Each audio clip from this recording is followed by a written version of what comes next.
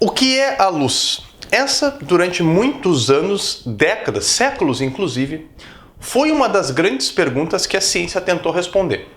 Por um lado, lá na Inglaterra, o Newton acreditava que a luz era uma partícula, tá? E lá na Holanda, o Huygens acreditava que a luz era uma onda.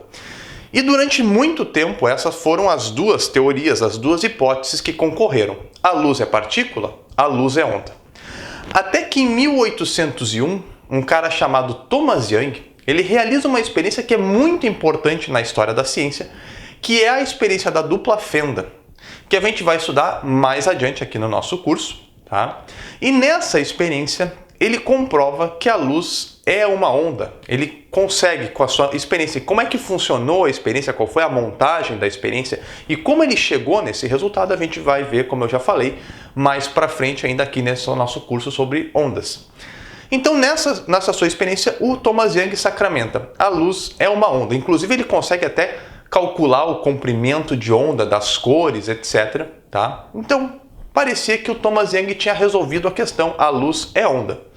Até que lá em 1905, um carinha chamado Albert Einstein, quando ele estava tentando explicar um fenômeno chamado efeito fotoelétrico, ele fala o seguinte: olha, moçada, eu só vou conseguir entender e explicar satisfatoriamente o efeito fotoelétrico se eu considerar que a luz é uma partícula.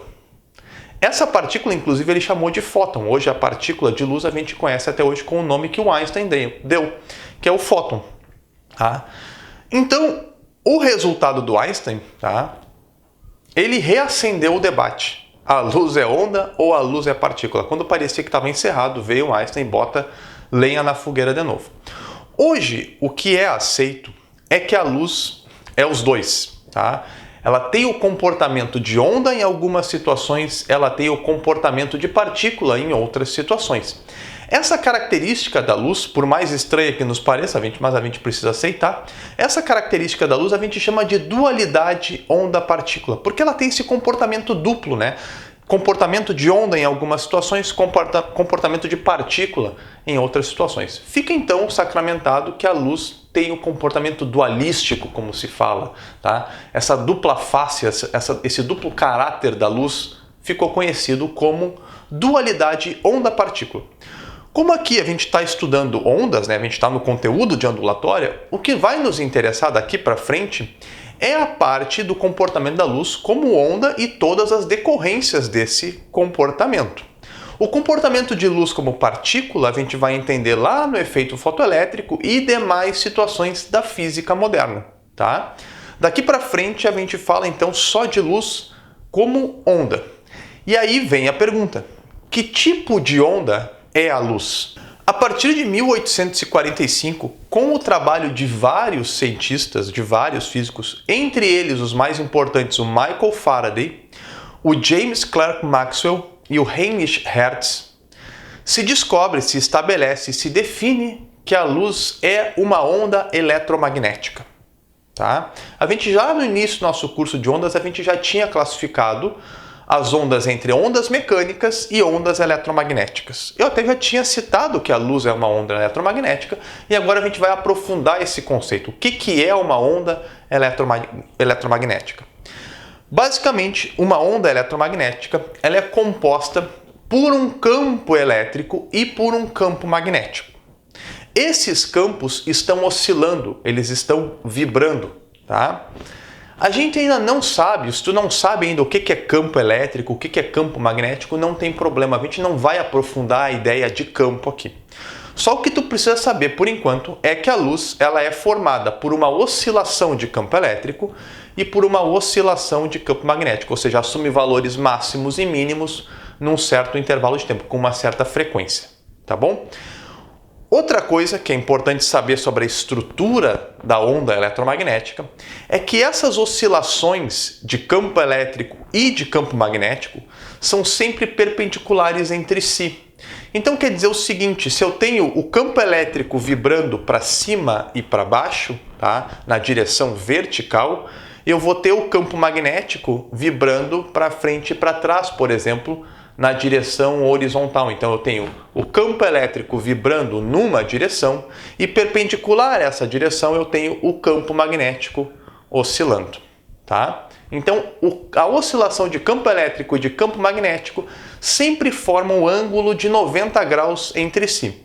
Tu já está vendo aí no quadro a figura, a imagem que representa a onda eletromagnética. Eu separei por cores aí a oscilação de campo elétrico e de campo magnético. Pode ver que elas estão perpendiculares entre si e também estão perpendiculares com a velocidade.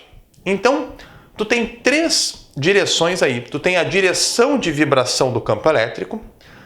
Perpendicular a essa vibração, tu tem a direção de vibração do campo magnético. E perpendicular a essas duas vibrações, tu tem a direção de propagação, tu tem o sentido e direção da velocidade, tá? Da onda eletromagnética.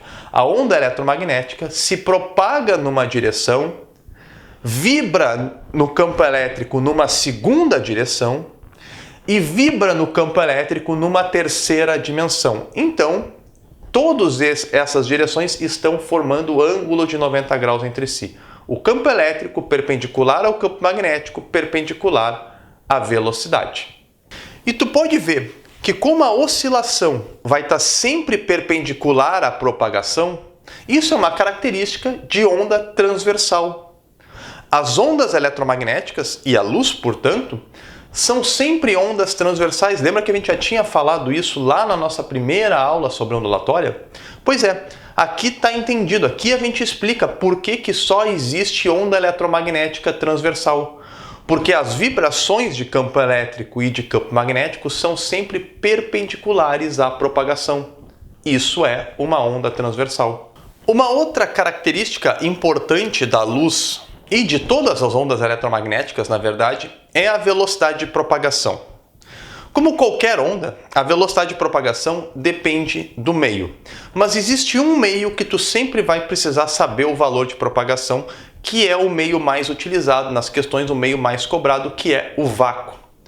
No vácuo, todas as ondas eletromagnéticas viajam com a mesma velocidade, que é a velocidade da luz, que se chama, e vale 3 vezes 10 na 8 metros por segundo. Esse é o valor aproximado, mas é o valor que se utiliza. Na verdade, ele é 2,90 e alguma coisa, mas a gente sempre arredonda para 3 vezes 10 na 8 metros por segundo. Tá? Pode ver que esse é um valor bastante elevado, porque ele é 3 seguido de 8 zeros, metros que a luz percorre em 1 segundo. Isso dá a mesma coisa que 300 mil quilômetros por segundo. Isso quer dizer que em 1 segundo a luz viaja 300 mil quilômetros.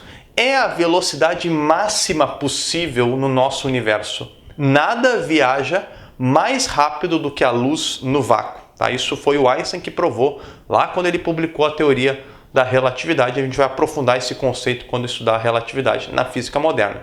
Mas o que a gente precisa saber é que as ondas eletromagnéticas no vácuo se propagam com velocidade que se chama velocidade da luz e vale 3 vezes 10 na 8 metros por segundo. A letra que representa a velocidade da luz no vácuo é C, C minúsculo. Por que C minúsculo? Uma curiosidade, foi o Einstein que cunhou essa letra para a velocidade da luz e vem do grego ou latim agora, e significa celeritas, ou seja, rapidez. Ou seja, é a rapidez, a velocidade da luz no vácuo. Por isso, a gente usa a letra C para a velocidade da luz. Quando a luz muda de meio, ela muda de velocidade, tá? E essas características de mudança de meio e de mudança da velocidade a gente estuda quando se estuda a refração, também uma aula que vai estar mais adiante aqui no nosso curso de ondulatória. Só que a luz, ela não é a única onda eletromagnética que existe. Na verdade, ela é só uma pequena parte de uma grande família de ondas eletromagnéticas que a gente chama de espectro eletromagnético. Dentro desse espectro eletromagnético, o que a gente chama de luz ou luz visível é aquela parte, pequena parte, repito, que é visível para os humanos, ou seja, aquelas ondas que o nosso olho consegue captar, consegue interpretar. Isso que a gente chama de luz visível. Existem outros componentes dessa família, desse espectro eletromagnético, e vamos dar nome para eles. As ondas de rádio, micro-ondas, infravermelho, a luz visível, o ultravioleta, os raios X e os raios gama. Essa ordem que está aparecendo aí para ti na tela, ela não é uma ordem aleatória, ela tem um propósito. Antes de a gente entender o propósito, vamos aprender a decorar essa ordem. A gente vai pegar a inicial de cada nome. Ra do rádio, M do micro-ondas, I do infravermelho, L da luz visível, U do ultravioleta, X do raio-X e G do raio gama. E nós vamos formar a palavra Ramilux-G, que significa exatamente Ramilux-G, ou seja, não significa absolutamente nada, é só uma palavra para tu decorar essa ordem. E o que de tão especial tem nessa ordem? Se eu começar nas ondas de rádio e ir em direção às ondas de raio gama, tá? Eu vou ver que o nosso espectro eletromagnético está organizado em ordem crescente de frequência. Isso quer dizer que dentro do espectro eletromagnético, as ondas de rádio são as ondas de menor frequência e as ondas do raio gama são as ondas de maior frequência. Então o espectro está organizado na ordem crescente de frequências. Tranquilo? Também está organizado em ordem crescente de energia, porque a energia de uma onda depende da sua frequência. Quanto mais frequência, mais energia a onda transporta e, portanto, as ondas de rádio, mais uma vez, são as ondas de menos energia, as ondas raio gama são as ondas de maior energia. Também aumenta nessa mesma ordem, do rádio para o raio gama, o poder de penetração. O que é isso? É a capacidade que a onda tem de penetrar na matéria. Então as ondas de rádio são as ondas de menor capacidade de penetração e as ondas raio gama são as ondas de maior capacidade de penetração. Agora, uma outra relação importante dentro do espectro eletromagnético é que se ele está organizado em ordem crescente de frequências, ele está organizado também em ordem decrescente de comprimento de onda. Isso quer dizer que a onda de rádio, que tem a menor frequência, possui o maior comprimento de onda do espectro. E os raios gama, que possuem a maior frequência, possuem o menor comprimento de onda. Por que essa relação mesmo? Aí para entender, tu vai ter que lembrar lá da equação da onda, né? V igual a lambda F. Velocidade é igual a comprimento de onda vezes frequência. O que eu sei é que todo o Ramilux-G, todas essas ondas do espectro, têm no vácuo a mesma velocidade, 3 vezes 10 na 8. Então, sempre que eu pegar o comprimento de onda de uma onda e multiplicar pela sua frequência, tem que dar 3 vezes 10 na 8.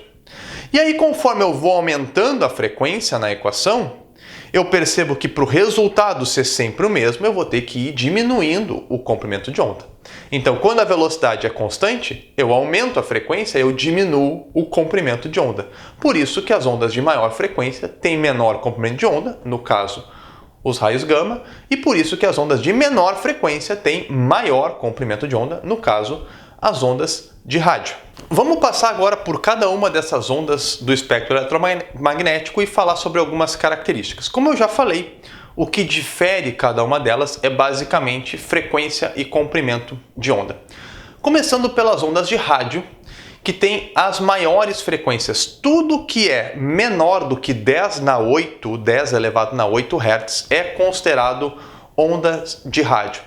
E os comprimentos de onda da onda de rádio vão da faixa aí de até vários quilômetros até mais ou menos 1 metro, tá? Então essa é a faixa de comprimento, pode dizer que é uma faixa bem extensa, tudo de frequência até 10 na 8, tudo de lambda de comprimento de onda entre vários quilômetros até mais ou menos 1 metro é considerado onda de rádio.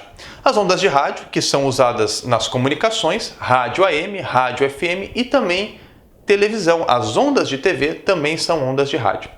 Falando mais especificamente das ondas AM e FM, qual é a diferença entre as duas? Primeiro no nome, né? Ondas AM, AM significa amplitude modulada e FM significa frequência modulada. Tá?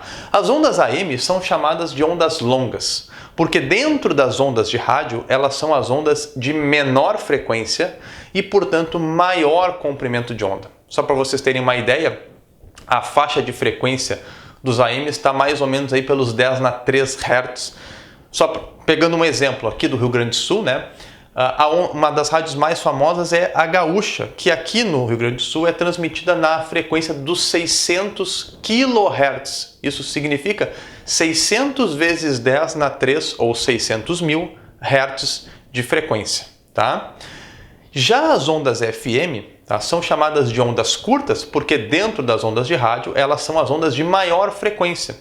Agora a ordem de grandeza aí já vai para megahertz, para 10 na 6, milhão. Outro exemplo aqui do Rio Grande do Sul é a Rádio Atlântida, que está na frequência 94.3 megahertz, ou seja, 94.3 vezes 10 na 6, milhões de hertz. E qual é a diferença da maneira de transmissão? Basicamente é o seguinte, AM são ondas que têm menos qualidade de transmissão, o som tem menos qualidade, sofre mais interferência, mas a grande vantagem do AM é que a onda se propaga por uma distância maior, então tu consegue pegar a rádio numa distância maior em relação à fonte original. Já as ondas FM têm as características opostas, elas ganham em qualidade, né? Elas não sofrem tanta interferência, mas o contraponto, a desvantagem, é que elas não se propagam a distâncias tão grandes quanto o AM. As microondas, elas estão na faixa de frequência entre 10 na 9 Hz e 10 na 12 Hz e faixa de comprimento de onda de mais ou menos aí 15 centímetros até aproximadamente 0,1 milímetro. Isso são todos valores aproximados, tá? Não tem exatamente aqui começa, ali termina. As microondas que são usados em radares, tá? É usado lá no forno de microondas, o que aquece a água lá do teu alimento no forno de microondas é uma microonda. E também é utilizado nas telecomunicações, porque os celulares, o sinal de celular é um sinal de microonda. O nome pode confundir, tá? Microonda, a gente nos remete a uma onda muito pequena, mas na verdade a microonda ela é a segunda maior onda em termos de comprimento de onda do espectro eletromagnético, ela só perde em tamanho para as ondas de rádio. Tá? Então não deixem esse nome de micro-ondas convencerem vocês, enganar vocês de que a micro-onda pode ser uma das menores ondas do espectro, pelo contrário, ela é a segunda colocada em comprimento de onda. Próxima onda dentro do nosso espectro é a onda de infravermelho, que está aí na faixa de frequências entre 10 na 12 Hz até mais ou menos 4 vezes 10 na 14 Hz e na faixa de comprimento de ondas entre 0,1 milímetros e 1 vezes 10 na menos 6 metros. Pode ver que eu estou aumentando a frequência e diminuindo cada vez mais o comprimento de onda. Infravermelho, que é aquela onda que a gente encontra, por exemplo, em controle remoto. É o sinal, quando tu aperta o botão do controle remoto da tua TV, por exemplo, o sinal que vai do controle para a TV, transmitindo a informação do teu comando, ele é um sinal de infravermelho. Também é a onda que o nosso corpo emite. Os animais de sangue quente, em geral, emitem na faixa do infravermelho. Porque uma coisa importante a gente entender rapidinho, tá? É que todo o corpo emite alguma onda eletromagnética. E a onda, a frequência que esse corpo emite de onda eletromagnética, depende da sua temperatura. Então a temperatura do corpo humano não é grande o suficiente para a gente emitir luz visível, por isso que a gente não brilha no escuro, né? Seria meio estranho, inclusive. Mas a nossa temperatura ela já é elevada o suficiente para a gente emitir infravermelho. Aquilo que a gente chama de calor humano, por exemplo, quando tu vai num ambiente muito fechado e com muita gente, esse ambiente fica quente, ele foi aquecido pelo infravermelho que as pessoas que estão lá dentro estão emitindo. Logo em seguida, depois do infravermelho, a gente tem a luz visível, que está na faixa de frequências aí entre 5 vezes 10 na 14 Hz até 8 vezes 10 na 14. Então pode ver que é uma faixa bem estreita, bem pequena de frequências que o nosso olho consegue capturar. A faixa de comprimento de onda é entre 750 e 400 nanômetros. O que é nano mesmo? 10 na menos 9. Então 750 vezes 10 na menos 9 metros até 400 vezes 10 na menos 9 metros. E a luz visível é tudo o que a gente enxerga. Tá? Todos os objetos, tudo que eu enxergo no meu dia a dia é graças à luz visível. As cores são luz visível. No final desse vídeo eu ainda vou falar do espectro da luz visível. Fica aí porque é muito importante para as questões, é bastante cobrado o espectro de luz visível. Então a gente volta para a luz visível no final desse vídeo ainda. O ultravioleta está entre o 10 na 15 Hz e o 10 na 16 Hz de frequência. E na faixa de comprimento de onda ele está entre o 400 nanômetros e os 10 nanômetros. O Sol, por exemplo, é um emissor de ultravioleta. Porque, pessoal, atenção para isso. O Sol não emite só luz visível, ele emite todo o Ramilux G. Predomina a frequência que ele mais emite, as frequências que ele mais emite são da luz visível, mas ele também emite as outras. Ele emite ultravioleta. É esse ultravioleta que, por exemplo, estimula a melanina na nossa pele quando a gente se bronzeia. E é esse ultravioleta que, quando em excesso, pode causar o câncer de pele, porque ele já é uma radiação ionizante, tá? Por isso que também tem ultravioleta naquelas lâmpadas de bronzeamento artificial, tá? É muito perigoso fazer bronzeamento artificial porque o excesso de radiação ultravioleta pode ser prejudicial, pode causar um câncer de pele, pode causar queimaduras. De 10 na 16 até 10 na 19 Hz, eu tenho os raios X. A faixa de comprimentos de onda do raio-x é entre 10 nanômetros e 0,01 nanômetros. A principal aplicação dos raios-x para o nosso dia a dia são os exames diagnósticos lá na medicina para ver se tu tem alguma fratura, alguma coisa assim. Como é que o raio-x, como é que funciona o exame de raio-x? O que acontece é que o raio-x ele já tem poder de penetração o suficiente para nos atravessar. Então acontece mais ou menos da seguinte forma, simplificando. Vamos supor que eu vou tirar um raio-x do meu tórax, tá? Quero ver se estou com uma costela quebrada, por exemplo. Então atrás de mim, tá? O técnico lá, o operador da máquina, coloca um filme fotográfico, tá? E ele me bombardeia pela frente, ele me bombardeia com raio-x.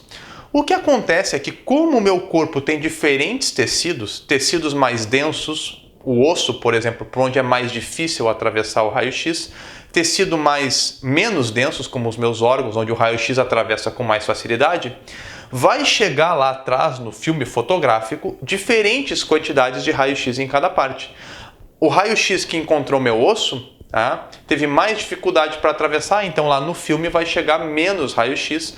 O raio-x que atravessou um órgão de baixa densidade vai atravessar mais raio-x, então vai chegar mais raio-x lá no filme. Então vai formar um contraste, tá? Só para vocês terem uma ideia mais ou menos parecida, imagina que eu tenho uma parede branca, bonitinha, tá? E na frente dessa parede eu tenho um esqueleto, tá? Que é o que eu quero formar a imagem. E aí, para formar a imagem do esqueleto na parede, eu pego e jogo um balde de tinta contra o esqueleto. Aonde está o esqueleto, tá? Não vai passar tinta, não vai chegar tinta na parede, vai ficar branco. Aonde não tem o esqueleto, onde é vazado, a tinta vai bater na parede. Então vai ficar aquele contraste entre partes com tinta, partes sem tinta, e tu vai formar o formato, tu vai formar a figura do esqueleto lá na parede. A ideia é mais ou menos razoável para entender como funciona um exame de raio-x. E qualquer coisa que esteja acima dos 10 na 19 Hz, então uma frequência altíssima, né? Os comprimentos de onda são muito baixos, a gente chama de raio gama, que são as ondas eletromagnéticas de maior frequência conhecida, de maior energia, que se formam lá em núcleos atômicos, tá? Em decaimentos radioativos de núcleo atômico eu tenho emissão de raios gama. Em diferentes eventos astronômicos eu tenho emissão de raios gama. Quando os raios cósmicos encontram a atmosfera terrestre, eu tenho produção de raio gama. Na verdade, aqui na Terra é muito raro tu ter produção espontânea, natural na natureza, né? Natural na natureza é óbvio. Natural de raio gama, tá? Os dois exemplos principais são nos decaimentos radioativos de núcleos atômicos e no encontro de raios cósmicos com a atmosfera. Raios cósmicos são raios que estão vindo do espaço e encontram a nossa atmosfera, e isso produz raio gama. E para encerrar a aula, como eu tinha falado anteriormente aqui no vídeo, a gente vai falar do espectro da luz visível. A luz visível, como eu já falei, é a parte do espectro que o nosso olho consegue detectar, tá? Que o nosso olho consegue interpretar. E as características dessa onda de luz visível que está chegando no nosso olho afeta a interpretação. A frequência da onda que chega no nosso olho determina a cor da luz visível que eu vou enxergar. Então, o vermelho tem uma frequência diferente do azul. E a amplitude da onda, né? O quanto ela oscila, o tamanho do pico e o tamanho do vale, isso é a amplitude, determina o brilho. Então, se a luz brilha mais, é porque aquela onda vibra com maior amplitude. Se a luz brilha menos, é porque aquela onda vibra com menor amplitude. Vamos falar das cores, então, do espectro de luz visível. Quais são as cores que a gente tem? O vermelho, as cores principais, né? O vermelho, o laranja, o amarelo, o verde, o azul, o anil e o violeta. Essa ordem que eu coloquei aí no quadro também não é uma ordem aleatória, ela está numa ordem proposital. De novo, como eu fiz lá com o Hamilux G, eu vou fazer aqui com o espectro visível. Eu vou pegar as iniciais de cada cor, V do vermelho, L do laranja, A do amarelo, V do verde, A do azul, A do anil e V do violeta, e eu vou formar a palavrinha Vlavlav. Esse ordenamento do Vlavlav também não é aleatório. O propósito dele é colocar as cores em ordem crescente de frequências. Então, o vermelho é a cor de menor frequência e o violeta é a cor de maior frequência. A lógica é a mesma lá do Hamilux G, colocar em ordem crescente de frequência. E como acontece lá no Hamilux G, aqui no Vlavlav, se eu coloco em ordem crescente de frequências, eu coloco em ordem decrescente de comprimento de onda. Então, o vermelho tem a menor frequência, mas tem o maior comprimento de onda. O violeta tem a maior frequência, mas tem o menor comprimento de onda. Aí no quadro tem a tabela de comprimentos de onda e de frequência para cada uma das cores. De novo, não vai ser necessário decorar os valores, mas é interessante ver a tabela para tu ver que a ordem de frequências é crescente do vermelho para o violeta, a ordem de comprimentos de onda é decrescente do vermelho para o violeta. E pode ver também que cada cor não tem uma única frequência, né?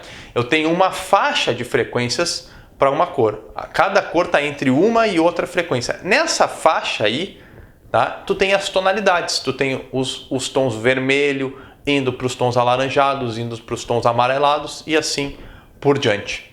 Pessoal, então a gente encerra por aqui essa nossa aula sobre uma introdução ao estudo da luz e das ondas eletromagnéticas, mas a gente vai seguir aqui nesse assunto nas próximas aulas, então eu te espero lá. Até a próxima!